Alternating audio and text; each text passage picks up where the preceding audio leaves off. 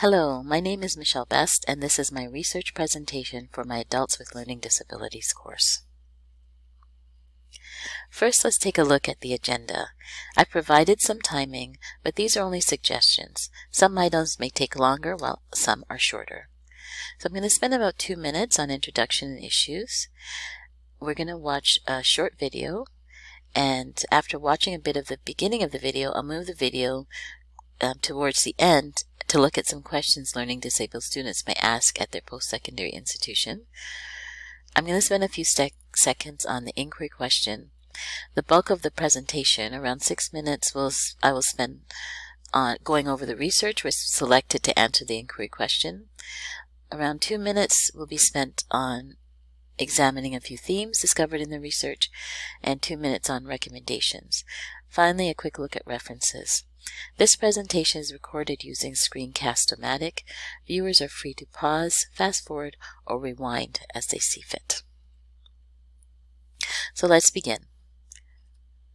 This presentation will outline the findings I discovered in the research completed for my literature review. I chose this topic because as a secondary school teacher, I have little understanding about what happens to learning disabled students when they transition to post-secondary school. The goal of the review was to enhance my understanding of this topic and use this new learning to support students in my school in the upcoming school year, as well as continue to support learners when I transition to teaching adults. So in Ontario, there are laws that govern the type of support students with learning disabilities receive.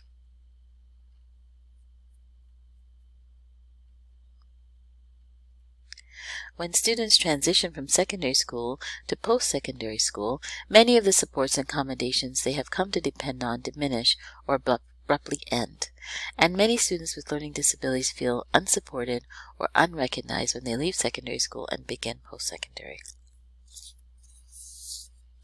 Now let's take a look at a video of a student who's struggling with the decision to attend post-secondary. He's nervous and embarrassed because he has a learning disability. He gets some advice from friends.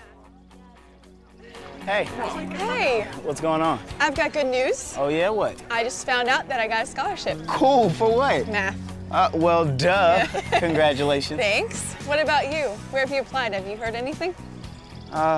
You know. What, no news? Yeah, well, I don't know. What? I mean, I may not go to college. Why not? I'm just not a good fit for college, that's all. Why? You'd be great. No, you'd be great. I mean, come on, think about it. I'm not that good of a student. And besides, in college, there's a lot of reading. I hate to read. Yeah, well, that doesn't matter. You're smart. You should go. I don't know. Hey, is this your car? No, it's my mom. She let me drive it today. Oh, cool. I'm serious. You should think about it. Can I tell you something just between me and you? Sure. Now, not a lot of people know this, but I have a learning disability. Seriously? Yeah, that's why I'm probably not going to college. I mean, it takes me twice as long to read anything. So I don't know. You should talk to my brother. Which one? James. He's a junior at State. Oh, yeah, I remember James. He has a learning disability, too. No way. Yeah, he does. I didn't know that. That's because he doesn't like to talk about it either. But he'd talk to you, I bet. He would. You should talk to him. He knows what it's like. I'm not gonna lie to you. College is hard. I couldn't do it without my... So in this next section of the video, we're going to look at what questions should students be ready to answer when they speak with the College or University Disability Support Office. accommodations. But you can get accommodations, right? Like in high school. No, not exactly like high school. It's a different process. Okay, so how does it work? Do they ask about it when you apply? No, you have to contact the DSO. What's that? Oh, the Disability Services Office. That's what they call it here anyway, but every campus has someplace like it. It's the office that handles accommodations for students with disabilities, as the name implies. Okay. Yeah, they can help you out. There's this whole process you have to go through of describing the disability, providing documentation to prove that you have it, that kind of thing. And you have to provide this stuff, not your parents. And once you have all that, they decide if you're eligible. Why wouldn't I be? I don't know. It's a case-by-case basis kind of thing, and whatever accommodations you're getting now aren't necessarily guaranteed in college. Why not? Well, I mean, don't worry about it too much, but go talk to them first. You know, you should, like, be able to, not a hard one, but how does it affect your learning in class, when you're studying, when you're doing your homework, when you're trying to finish in-class assignments and tests? Okay, what else? What kind of accommodations have you had before? What's worked and what hasn't? You should be able to answer any kind of questions like that before you go in and talk to them. So some students may find that their understanding of the supports are different when they go to post-secondary, so asking key questions is important. Okay. So the inquiry question that arose out of my research is, how can secondary schools in Ontario better prepare students with learning disabilities for post-secondary education? I used several articles to help me examine my inquiry question. I focused on the struggles students with learning disabilities face when trying to find or qualify support in their post-secondary institutions. One article, LD Students, Access to Higher Education, Self-Advocacy and Support, from the Journal of Developmental Education, looked at the high level of LD support in K-12, which promoted passive learning as opposed to post-secondary education, where students are expected to be active with their learning. So this article supports the inquiry question because it demonstrates that the learning process and accommodations readily available in secondary school are insufficient when students transition to post-secondary. LD students often become dependent on the supports provided throughout K-12 schooling and struggle to become independent and self-reliant when they enter higher learning. A gradual release of responsibility, sliding reduction in support in high school will better get students ready for the independence required for higher learning success. The article investigating the quality of learning disability documentation provided by students in higher education from the Canadian Journal of School Psychology presented new and fascinating information to me. I suspect it would be new information for my secondary school colleagues as well as post-secondary school learning disability support staff. This is a case where the left hand doesn't know what the right hand is doing. In K-12, LD determination is based on the IPRC process, which leads to the IEP. Unfortunately, this process is not medically sanctioned because identification is all that is required for support to be provided in K-12 learning. This is not the case in post-secondary, where LD must be a clinical diagnosis, a much more detailed process that requires the input from licensed professionals. To be eligible for accommodations at the post-secondary level, a student must have a formal diagnosis of a disability, Ontario Human Rights Code 1990, not simply an identification or an IEP. This article is relevant to the inquiry question because students with LDs are prevented from transferring their access to support in K-12 to support in post-secondary.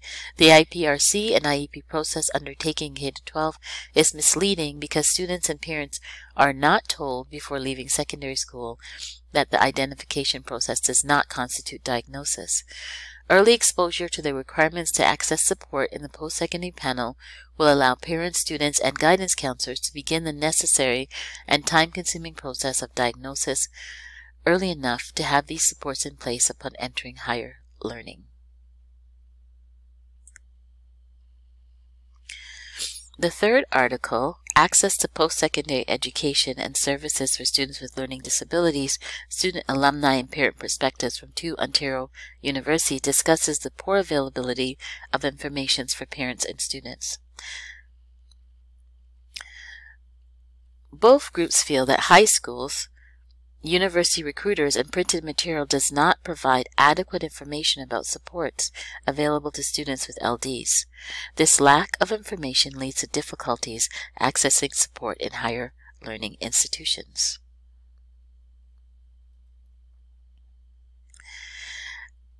This article supports the inquiry question because parents and students would benefit from advanced knowledge of supports available in post-secondary, as well as how to access these supports. Secondary school guidance counselors and special education teachers should provide this information before the application for post-secondary school begins, and post-secondary institutions should promote their LD support programs to all students applying for higher learning.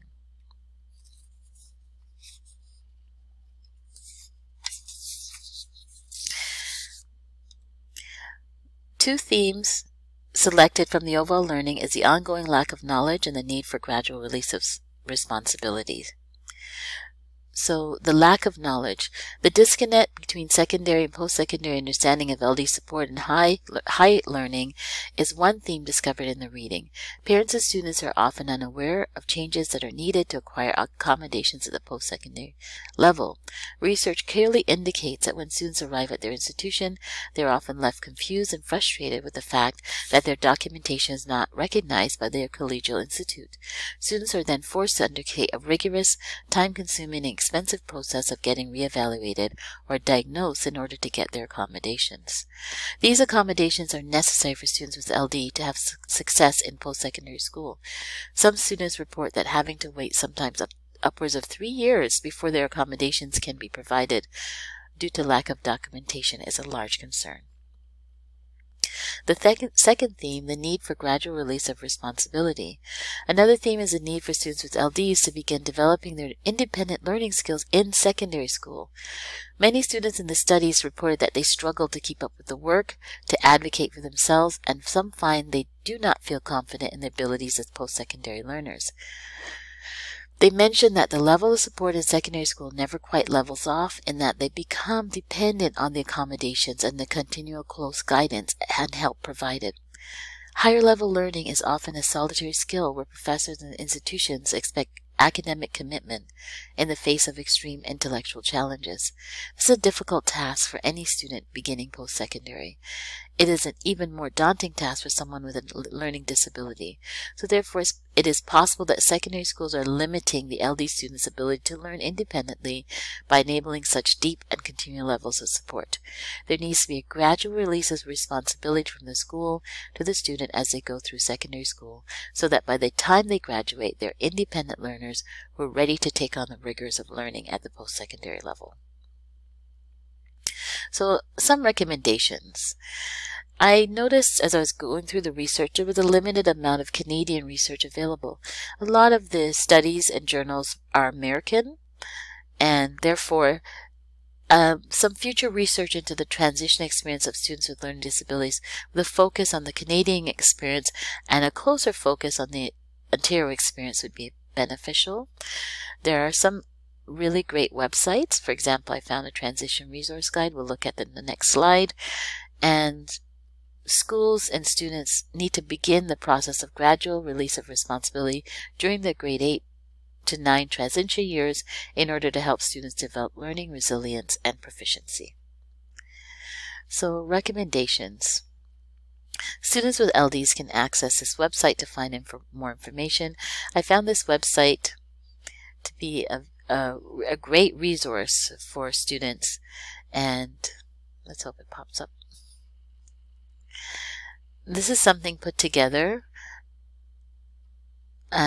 with the help of many institutions, and we can see here there's how to choose a college university, accessing accessibility services. So the student would select their college or university, and then down here they can have some information, accessibility services, the documentation required, support services required, financial aid, and all of these things are there to help the student have a successful transition. So finally, these are the references used in the literature review paper as well as referred to in this presentation, and the images and videos used as well. So thank you for watching. I do know that this presentation has a strong emphasis on the secondary school learner and the transition to post-secondary school, but that was the direction that the literature review was focused on. So I hope you learned a lot, and thank you again for watching.